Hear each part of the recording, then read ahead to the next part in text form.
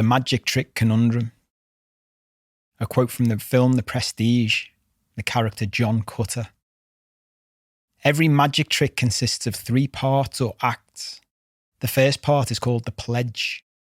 The magician shows you something ordinary. The second act is called the turn. The magician takes the ordinary something and makes it into something extraordinary. Now you're looking for the secret.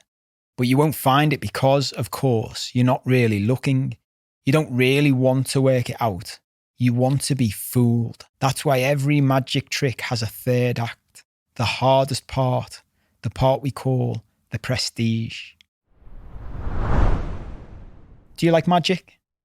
Growing up, I loved those little magic sets you could buy.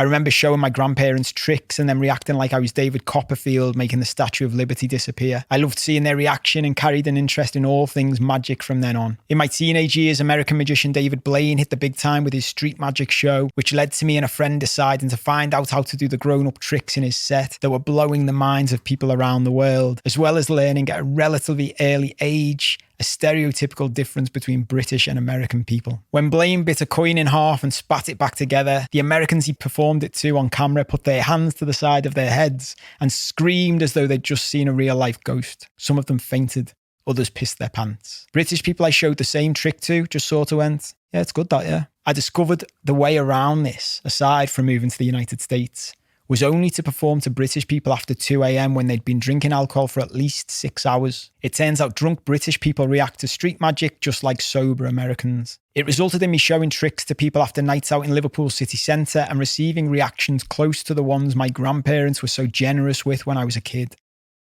The point of telling you all this, though, is how one of my best mates would react to seeing me baffling pissed up passers-by. He would stare at my hands and ask me to repeat routines to try to figure out how each trick was done. The problem with doing that, without revealing too many secrets that might ruin magic forever for you, is that most magic tricks aren't done when you think they are. If you've watched the Christian Bale and Hugh Jackman movie The Prestige, you'll know that magic comes in 3 parts, as John Cutter explained.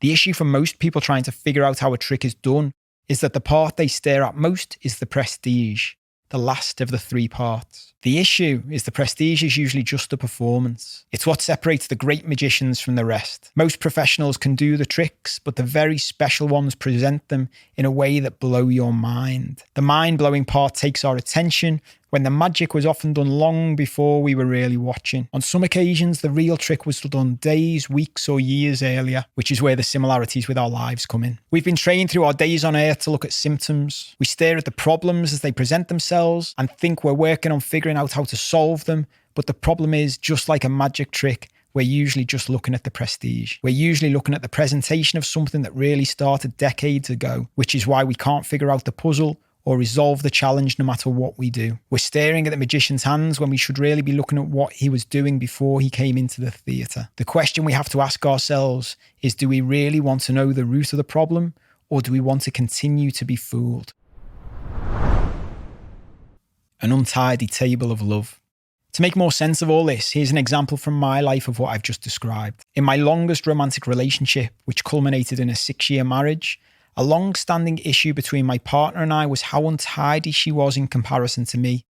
It would cause arguments on a regular basis, largely because I couldn't understand why she couldn't just stick to the things she would promise me. A key point of consternation for me was the dining table. My partner would slowly pile more and more things on the table, one of the first things I would see when walking into our home. The untidiness would irritate me, so I would ask, in as many different ways as I could think over the years, if she could just keep it tidy. My partner would always promise me she would. More often than not, I would come home later the same day or later that week to a table covered in mess, which would lead to another argument. We would have that argument on loop for over a decade. Are you in a relationship now, or have you been one in the past, in which you've had the same argument over and over again, possibly for years, and have never been able to resolve it?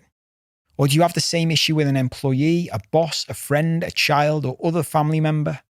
Does it drive you insane that you can't resolve the issue no matter how many times you discuss it? It's probably because you're looking in the wrong place. After the breakthroughs during my therapy and coaching I described in my origin story in chapter 1, I had a huge realization. The problem wasn't the untidy table or untidy house. I was looking at the prestige instead of figuring out when the magic trick was really done. As with most problems in our lives, the real issue was more than 30 years before, when I was a little boy and began to believe that I wasn't good enough. Sounds crazy, right? This is how these things really play out in our subconscious while we're busy being distracted by our ego and conscious mind. I think I'm asking my partner to keep a table tidy, but what I'm really asking deep inside is whether she loves me. When she promises me she will keep it tidy, I hear that she does love me and I'm happy. But when I walk in to find she didn't keep her promise, while at a conscious level my ego tells me I'm annoyed by an untidy table, the subconscious message I receive is my partner doesn't love me, and even deeper, it's because I'm not good enough and don't deserve love.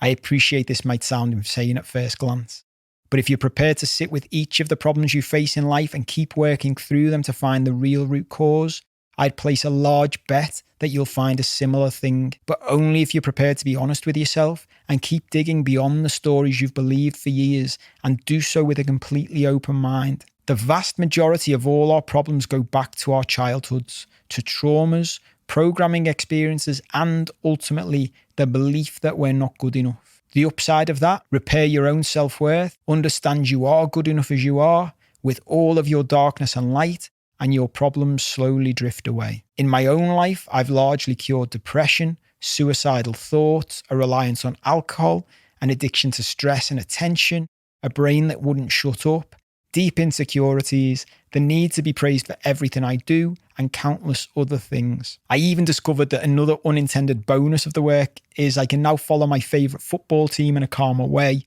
experiencing all of the incredible highs that come with it and just walking away as if nothing has happened when they lose. It's still a work in progress and always will be.